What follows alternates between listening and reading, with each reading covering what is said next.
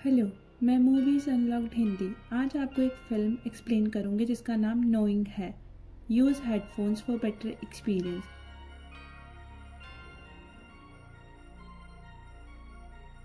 Film start होती है Lucinda नाम की एक छोटी लड़की को दिखाते हुए।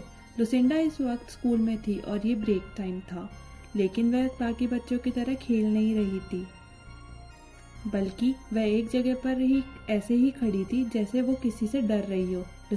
लुसिंडा को लगातार कुछ अजीब आवाज़ें सुनाई दे रही थी, जैसे कोई उसे कुछ बताना चाह रहा हो।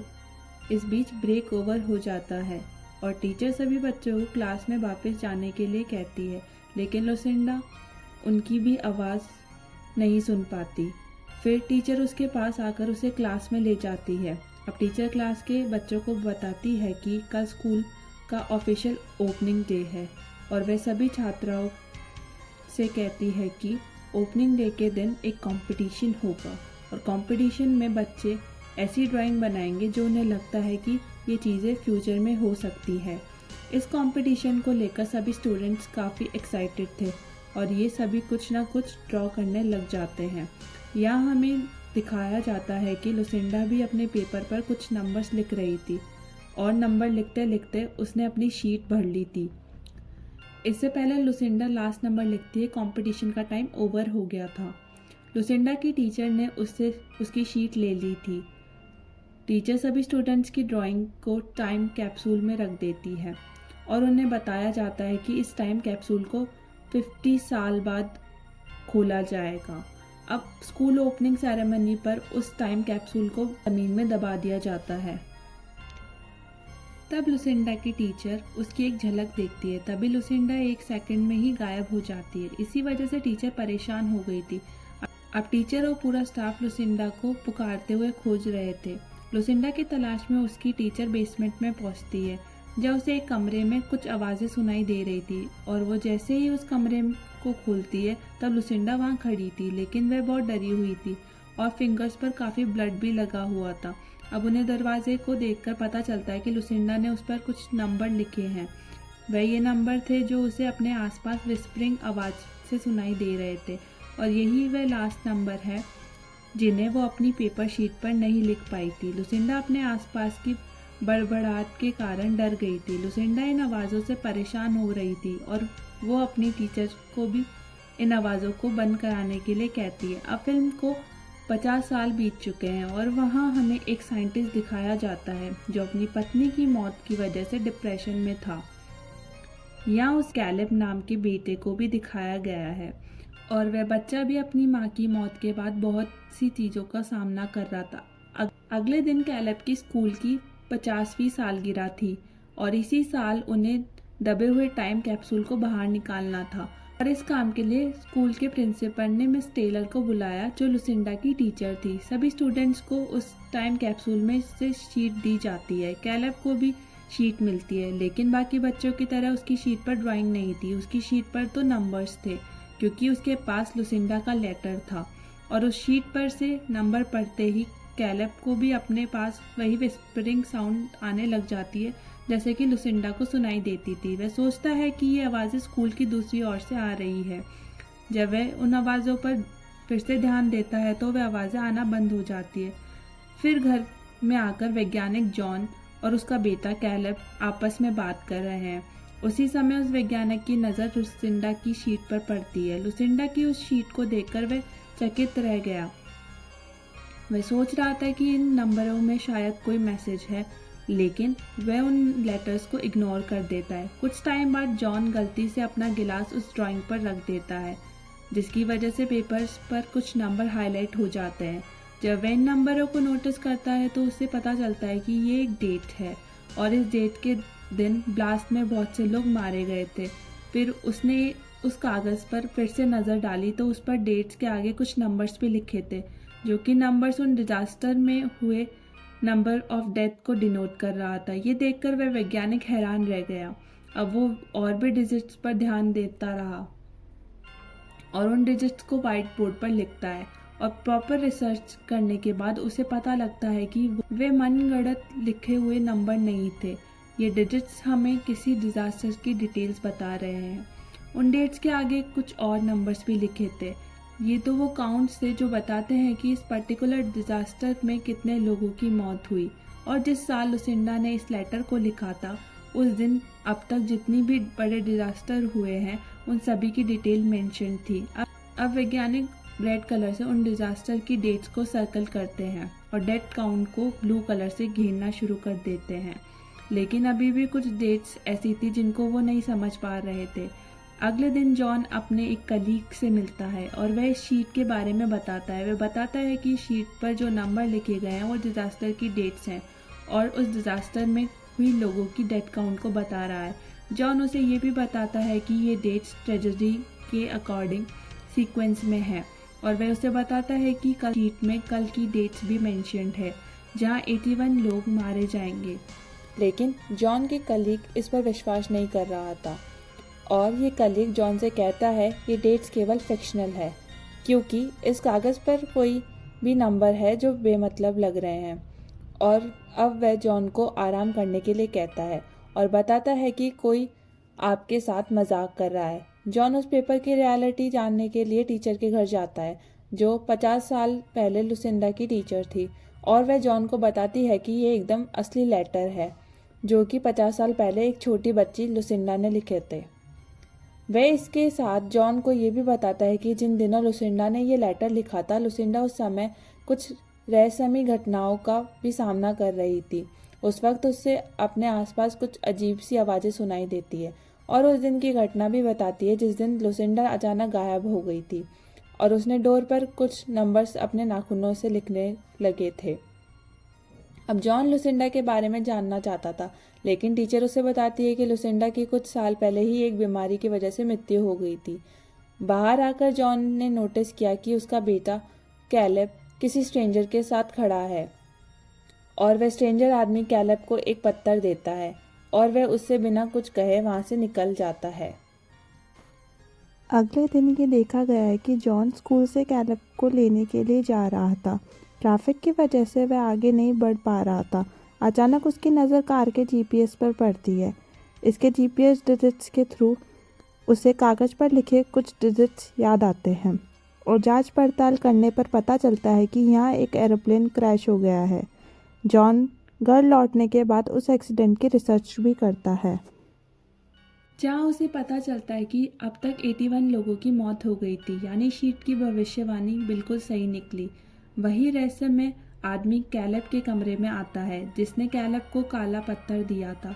वह कैलेब को फ्यूचर का एक सीन दिखाता है जहाँ चीज में आग लगी हुई थी और उससे लोग जान बचाकर भाग रहे हैं। इसी तरह का सीन देखकर कैलेब चीख उठता है और जॉन जल्दी से अपने बेटे के पास पहुंचता है, लेकिन वह आदमी तब तक कमरे से बाहर आ चुका था। जॉन उस आदमी को खिड़की से बाहर देखता है। वह उस आदमी को पकड़ने के लिए बाहर जाता है लेकिन तब तक वो आदमी वहां से भी गायब हो गया था। अगले दिन जॉन किसी तरह से लुसिंडा के बारे में जानकारी लेते हुए लुसिंडा की बेटी के पास पहुंचता है। उसकी लड़की का नाम डायना था। जॉन उसे लुसिंडा की शीट के बारे में बताता है जिनकी भविष्यवाणी सच में साबित हो रही थी और वह ये भी बताता है कि ठीक 3 दिन बाद एक दुर्घटना होगी जिसमें 33 लोगों की मौत हो जाएगी। अब जॉन उसे कहता है कि मुझे उन लोगों की लाइफ बचाने के लिए आपकी मदद की ज़रूरत है, लेकिन डायना को उसकी सारी बात बकवास लग रही थी, इसलिए वह अपनी बेटी के साथ वहां से चली जाती है। घर पहुंचने पर जॉन टीवी के थ्रू एक न्यूज़ सुनता है जिसमें वह अगले दिन टेररिस्ट हमले के बारे में बता रहे थे। जॉन उस शीट के नंबर्स की सीरीज का यूज़ करते हुए एक जीपीएस कोड बनाता है। वह पुलिस अधिकारियों को सूचित करता है कि सर्विस स्टेशन पर कल एक हमला होने वाला है। फिर जॉन पुलिस अधिकारियों के साथ सर्विस स्टेशन जाता है जहां उनका सामना एक आदमी से होता है जिस पर उन्हें टेररिस्ट होने का शक था। दरअसल वह एक साधारण चोर था। इस बीच वे देखते हैं कि एक और ट्रेन ने अपना ट्रैक बदल दिया है। ट्रैक बदलने की वजह से वह ट्रेन दूसरी से टकरा जाती है। लोगों में हलचल मच जाती है और लोग ट्रेनों से बाहर निकलने लगते हैं और इस ट्रेन इंसिडेंट में कई लोगों की मौत भी हो गई थी। इससे ये साबित हो गया था कि लुसिंडा की ये सारे प्रिडिक्शन बिल्कुल सही थे। बचे लोगों में जॉन भी था। जैसे ही वह अपने घर में लौटता है फिर उसकी मुलाकात लुसिंडा की बेटी से होती है जो उसे बताती है कि शीट पर जो लास्ट फिगर है वो आने वाले दिन की है और डायना बताती है कि लुसिंडा अक्सर कहती थी कि मैं इस डेट को मर जाऊंगी और वह अब जॉन को बताती है कि ये वो कारण था कि वह अपनी माँ को नापसंद करती थी, क्योंकि वह लोगों की मरने की डेट जान लिया करती थी। अब डायना जॉन को लुसिंडा के पुराने घर में ले जाती है, जहाँ लुसिंडा उस वक्त जाती थी जब भी वह खुद को दूसरे से अलग करना चाहती थी। वह लोग उस लेटर के लास्ट डिजिट्स को देखते हैं, जहाँ उल्टा ई लिखा हुआ था। जैसे ही वह अंदर जाते हैं चेक करने के लिए घर के, उन्हें पता चलता है कि वह ई एवरीवन एल्स का सिंबल था। इसका मतलब है कि इस तारीख को सभी की डेथ हो जाएगी। फिर जॉन कई पत्थरों को देखता है जो उस मिस्टीरियस आदमी ने कैलब को दिए थे। कार के अंदर डायना की बेटी और कैलब थे। अब वही मिस्टीरियस लोग वहाँ दिखाई देते हैं जिन्हें कैलब ने पहले ही देख लिया था। वे बच्चों से कह रहे थे हमारे पास आओ। कैलब उनका पीछा नहीं करता, लेकिन वह अपनी इंटेलिजेंस दिखाते हुए कार में हॉर्न बजाता है। डायना और जॉन तुरंत पता लगा लेते हैं कि यहाँ कुछ गड़बड़ है और वह बाहर आ जाते हैं, लेकिन वो मिस्टीरियस लोग उस समय तक वहाँ से जा चुके थे। लेकिन जॉन उनमें से एक को देखता है और उसके पीछे जाकर पूछता है तुम क्या चाहते हो। उसी समय वह आदमी अपना मुंह खोलता है और उसके मुंह से तेज रोशनी निकलती है। जैसे ही वह रोशनी आना बंद हो जाती है तो वह आदमी गायब हो जाता है। इसके बाद वह सभी जॉन के घर चले जाते हैं, जहाँ डायना दुखी थी क्योंकि उसे भी यकीन था कि लुसिंडा के प्रेडिक्शन सच हुआ करते हैं। उसकी प्रेडिक्शन के अकॉर्डिंग एक दिन ये इस दुनिया में एक दूसरे के साथ उनकी आखिरी रात है। कुछ समय बाद डायना की बेटी ड्राइंग बनाती है। जॉन को पता लगता है कि जो नेक्स्ट डिजास्टर है वो सूरज की तरफ से आएगा। वह जल्दी से अपने ऑफिस जाता है और सोलर रेडिएशन को देखता है जिसकी रीडिंग्स नॉर्मल लेवल पर नहीं थी, जिससे ऐसे रेव सूरज से निकलने वाले थे जो पूरे सोलर सिस्टम को नष्ट कर सकता था। जॉन ने घर आने के बाद नोटिस करता है कि कैलब भी वही लेटर लिख रहा है जैसे कि लुसिंडा लिखती है। कैलब यहाँ याद करता है कि टीचर ने बताया था कि लुसिंडा द्वारा डोर पर भी ऐसे ही लेटर्स लिखे हुए थे। वह फौरन स्कूल जाता है और उस डोर को लेकर अपने घर लौट आता है। हालांकि घर पर पहुंचने से पहले डायना अपनी बेटी और कैलब के साथ चली जाती है गुफा में छिपने के लिए, ताकि उन्हें सोलर रेव से बचाया जा सके। जॉन दरवाजे पर लेटर को पढ़ता है तो उसे पता चलता है कि धरती का एक हिस्सा ऐसा भी है जहाँ जाकर वे डिजास्टर से बचा सकते हैं, लेकिन उन्हें घर में आने पर डायना के साथ कोई नहीं मिला। लुसिंडा के उस घर में किसी तरह पहुंचता है जहाँ उसे हर जगह वही ब्लैकस्टोन दिखाई दे रहे थे और उनमें से एक कैलब के पास भी था और लुसिंडा के पास भी थे। अब जॉन की नज़र उस मिस्टीरियस आदमी पर पड़ती है और वो उसे गोली मारने वाला था।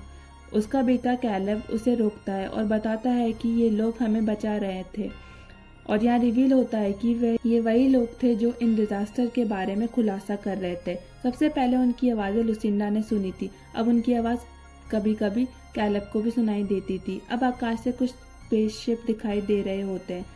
अब जॉन को पता लग गया था कि अब अर्थ को छोड़ने का टाइम आ गया है, लेकिन वो मिस्टीरियस लोग जॉन को अपने स्पेसशिप में नहीं बिठाते क्योंकि वह स्पेसशिप केवल कैलब और डायना की बेटी के लिए थी। यहाँ कैलब और जॉन आखिरी बार एक दूसरे से मिलते हैं। अब वे मिस्टीरियस लोग एक ग्लोइंग बॉडी में बदल गए थे जो उन बच्चों को लेकर अपने स्पेसशिप में चले जाते हैं और स्पेसशिप वहाँ से आसमान में उड़ जाती है। इसी बीच जॉन वहाँ कई और स्पेसशिप को देखता है। सुबह होते ही जॉन खुद को एक ब्लैकस्टोन के फर्श पर पाता है और वह अपने आसपास में देखकर जान लेता है कि डिजास्टर आना शुरू हो गया है। वह तुरंत अपने परिवार के पास जाता है। वह वहाँ उसे बताता है कि कैलब सेफ हो गया है। जॉन का परिवार एक दूसरे को गले लगाते हैं और देखने में आता है कि सूरज की रेडिएशन ने पूरी दुनिया को तबाह करना शुरू कर दिया था। इस तरह सारी दुनिया का नाश हो गया था। एंड में देखा जाता है कि स्पेसशिप उन बच्चों को अलग अलग जगहों पर गिरा देती है जहाँ कैलब और उसका दोस्त एक बहुत ही सुखद स्थान पर थे क्योंकि वह स्वर्ग है। इसके साथ फिल्म पूरी होती है, लेकिन उन मिस्टीरियस आदमियों के बारे में कुछ भी सामने नहीं आया था जिसने कैलब और उसके दोस्त को चुना था। वे एलियन हो सकते हैं जो ह्यूमैनिटी को सेव करने के लिए कुछ लोगों को अर्थ से स्पेस में ले गए थे। जैसा कि देखा गया था कि कई और स्पेसशिप भी कैलब के स्पेसशिप के साथ आसमान में उतरते हैं। बाकी स्पेसशिप में और भी बच्चे हो सकते थे जिनके पास बहुत सारी स्किल्स और एबिलिटीज़ हैं और एलियंस उन्हें इस प्लैनेट से ले गए थे कि वह एक नई दुनिया में एक नया जीवन शुरू करने में सक्सेसफुल हो सके। और इसी के साथ मूवी यहीं ख़त्म होती है। अगर आपको ये हिंदी एक्सप्लेनेशन अच्छा लगा हो तो हमारे चैनल को सब्सक्राइब ज़रूर करें। आपका एक सब्सक्राइब हमें इस तरह की और वीडियोस बनाने में काफ़ी मोटिवेट करता है। Thank you.